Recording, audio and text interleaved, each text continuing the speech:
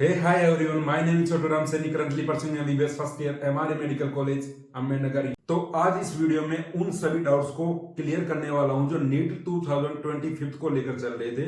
तो आप इस वीडियो में लास्ट तक बने रहिएगा। वीडियो स्टार्ट करने से पहले मैं आपको कहना चाहूंगा कि मैं इस चैनल पर नीट से रिलेटेड जितनी भी अपडेट्स होती है वो टाइम टू टाइम डालता रहता हूं और नीट की क्रैक करने की स्ट्रेटेजी वीडियो भी मैं इस पे अपलोड करता रहता हूं। तो आप इस चैनल को सब्सक्राइब कर लीजिए और बेल आइकन को प्रेस कर लीजिए टू नोटिफाई अपकमिंग वीडियोस। तो हम इस वीडियो को स्टार्ट करते हैं। जैसा कि मैंने स्टार्टिंग में बताया कि नीट 2025 से लेकर जो भी कंफ्यूजन थे उसको मैं क्लियर करने वाला हूं इस सिंगल वीडियो में। इसके बाद आपको कोई भी वीडियो नहीं देखना पड़ेगा यूट्यूब पे, ठीक है। तो हम इस वीडियो को स्टार्ट करते हैं। तो फर्स्ट जो डाउट चल रहा था, जो आपने ये न्यूज देखी होगी इससे पहले, कि केंद्र ने मानी सिफारिश से नीट यूजी अब 2 चरण में होगी और हाइब्रिड मोड में होगी। तो इसका क्लैरिफिकेशन देते हुए एनटीए ने एक पब्लिश नोटिस रिलीज किया 16 जनवरी 2025 को, और उन्होंने मेंशन किया क्लियरली कि NEET 2025 shall be conduct in pen and paper mode OMR based in single day single shift में। तो इन्होंने क्लैरिफाई कर दिया इस वाली जो भी कंफ्यूजन चल रहा था कि नीट जो 25 है वो शिफ्ट 2 शिफ्ट में होगी या वो हाइब्रिड मोड में भी होगी।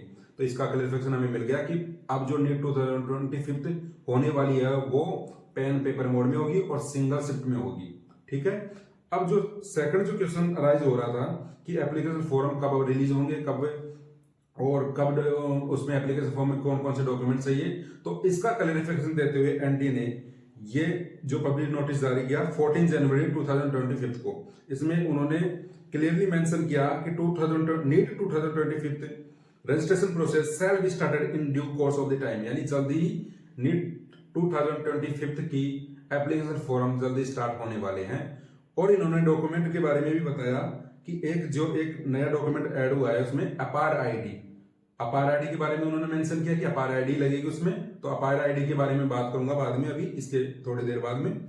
और एक बताया उन्होंने आधार कार्ड से रिलेटेड। तो आधार कार्ड से रिलेटेड उन्होंने क्या क्या मेंशन किया, तो मैं यहाँ देख पा रहे होंगे कि आधार कार्ड को अपडेटेड करने के लिए बोला। अपडेटेड में क्या क्या बोला उन्होंने कि आधार कार्ड मोबाइल नंबर से लिंक होना चाहिए, बिकॉज जब रजिस्ट्रेशन करेंगे आप तो लिंक्ड मोबाइल नंबर पे ही उसका ओटीपी जाएगा और फिर आगे फर्दर रजिस्ट्रेशन की प्रोसेस स्टार्ट होगी।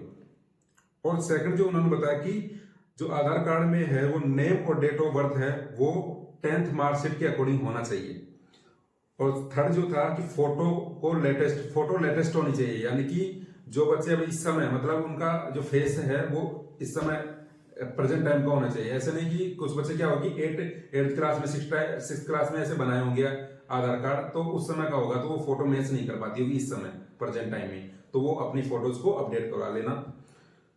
अब बात करते हैं जो अपार आईडी के बारे में। अपार आईडी क्या है कि बहुत सारे स्टूडेंट्स को नहीं पता कि अपार आईडी क्या है और बहुत सारे वीडियोज भी आए हैं। तो मैं आप इस वीडियो में मैं पूरा क्लियर कर देता हूं कि अपार आईडी कैसे बनानी है आपको, ठीक है।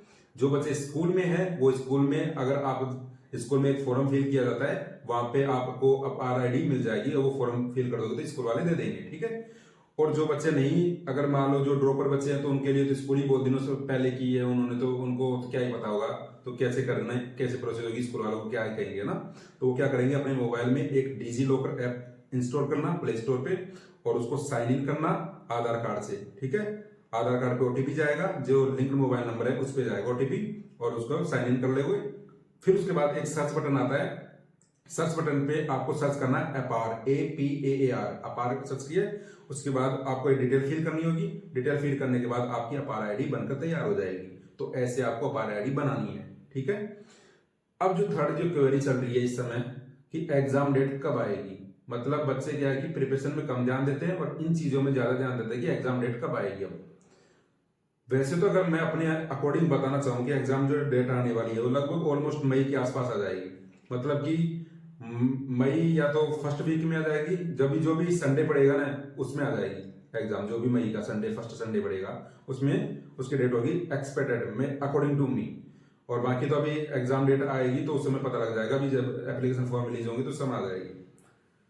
तो अब इसमें अभी इन चीजों में अभी ध्यान मत दो आपकी कि एग्जाम डेट कब आएगी, क्योंकि आपको पेपर देना है। एग्जाम डेट तो अगर अपने को 10 दिन पहले भी पता लगेगी तो कर देंगे। एग्जाम तो देनी है, मई में लगेगी बट इसके आसपास, बट आप इसकी टेंशन ना लें। अब क्वेश्चन नंबर 4 जो है, अब जो अराइज हो रहा है उन्होंने कि नीट 2025 का जो पेपर होगा टफ होगा इजी होगा, क्योंकि बहुत सारे यूट्यूब पे वीडियो देख देख के बच्चे है ना ऐसे हो रहे हैं कि यार पता नहीं इस साल तो पता नहीं कुछ नई चीज आई होगी। ऐसा कुछ नहीं है नया चीज, ये हर साल आती है, हर साल आती है कि कुछ ना कुछ तो ऐसी चीज होती रहती है कि हाँ इस साल ऐसा होगा, इस साल होगा, कट ऑफ हाई जाएगी कि नहीं जाएगी, ऐसा चलता रहता है। तो अभी मैं क्लियर कर देता हूं आपको कि इसके बारे में ना तो आपके किसी भी टीचर को पता है, नहीं आपको पता है, नहीं मुझे पता है कि पेपर टफ आएगा या कैसा आएगा। जिस दिन पेपर आएगा उसी दिन सबको पता लगता है कि कैसे आएगा।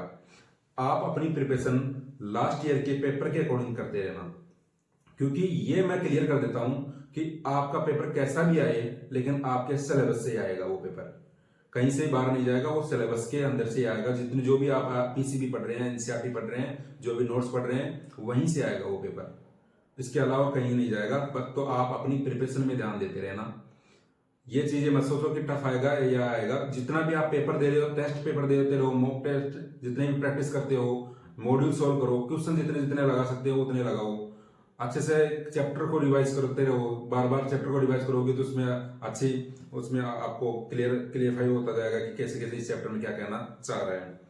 ठीक है, तो अब एक चीज और बता देता हूं, इसमें जो पब्लिक नोटिस रिलीज हुआ था 16 जनवरी 2025 को एनटीए के थ्रू, उसमें एक चीज नोटिस किया होगा आपने। तो जैसे कि मैं बता पा रहा हूँ इसमें, एक मिनट, ये हाँ, तो मैंने अंडरलाइन किया है, ब्लू लाइन से अंडरलाइन किया है, इन्होंने मेंशन किया है कि जो नीट की एग्जाम है उसके थ्रू जो एग्जाम जो एडमिशन होता है एमबीबीएस के थ्रू, एमबीबीएस की जो सीट मिलती है वो नीट के थ्रू मिलती है। इसके साथ साथ अगर by chance cut off high चली जाती है तो बच्चे नीट के मार्क्स के अकॉर्डिंग ही आयुर्वेदिक जो कोर्स होते हैं, आयुष कोर्स बोलते हैं जिसको, उसमें आते हैं बीएमएस, बीयूएमएस, बीएसएमएस और बीएचएमएस। इस कोर्स में भी एडमिशन ले सकते हैं। बट इसमें प्रॉब्लम यह है कि इन्होंने बीडीएस को मेंशन नहीं किया और बीडीएससी को मेंशन नहीं किया, यानी वेटरनरी जो डॉक्टर होते हैं उनको मेंशन नहीं किया इन्होंने। तो प्रॉब्लम यह क्रिएट हो गई कि बीडीएस का एग्जाम कहीं दूसरा अलग से तो नहीं लगेगा। तो उसका प्रेस रिलीज किया उन्होंने 17 जनवरी को, एक पब्लिक नोटिस किया और उन्होंने इनमें क्लियरली मेंशन किया कि बीडीएस और बीबीएससी और एएच जो कोर्सेज होते हैं उसका एडमिशन भी नीट के मार्क्स के बेसिस पे ही होगा। तो एनटीए ने जितने भी डाउट्स थे अपने को क्लियर कर दिया बस। और सिलेबस से रिलेटेड थी एक क्वेरी, सिलेबस से रिलेटेड क्वेरी भी क्लियर हो गई, उन्होंने अपना सिलेबस डाल दिया है, अपनी जो ऑफिशियल वेबसाइट है उस पर एनएमसी ने अपना सिलेबस डाल दिया है, तो वहां जाके आप देख सकते हैं। तो ये थी सारे जितने भी डाउट्स इधर उधर के चल रहे थे, आपको मतलब आप कंफ्यूजन हो रहे थे क्या हो रहा है क्या नहीं, तो इसमें इस सिंगल वीडियो में मैंने जितने भी डाउट्स थे आपके वो क्लियर कर दिया है। अब बात रही एग्जाम डेट की, और दूसरी बात रही कि एप्लीकेशन डेट कब, एप्लीकेशन फॉर्म कब रिलीज होने वाले, तो वो जल्दी हो जाएंगे। इसके बारे में आप बिल्कुल भी टेंशन ना लें, आप अपनी प्रिपरेशन को अच्छे से करते रहिए, मॉक टेस्ट देते रहिए, क्लास अटेंड करिए, जो वीक टॉपिक है उस पर काम करना स्टार्ट कर दीजिए, बार बार रिविजन करना स्टार्ट कर दीजिए। अब अगर आपका सिलेबस अगर कंप्लीट हो गया तो बार बार उसको रिवाइज कीजिए ताकि उसमें अच्छे से आप कर पाए, और थोड़ा माइंड मैप्स बनाए उसका ताकि वो रिवाइज हो सके। तुम्हारे जब भी रिकॉल करोगे उस समय तो माइंड मैप्स अगर बनाओगे तो वो रिकॉल हो जाएंगे जब टेस्ट पेपर दे रहे होंगे उस समय। ठीक है, तो आप जो भी बच्चे नीट 2025 के लिए अपियर होने वाले हैं उनको सबको ऑल द बेस्ट मेरी तरफ से, और अच्छा करना और अच्छे से प्रिपरेशन करते रहना ताकि लास्ट में आपको कोई प्रॉब्लम ना हो। ठीक है, टेक केयर, बाय बाय।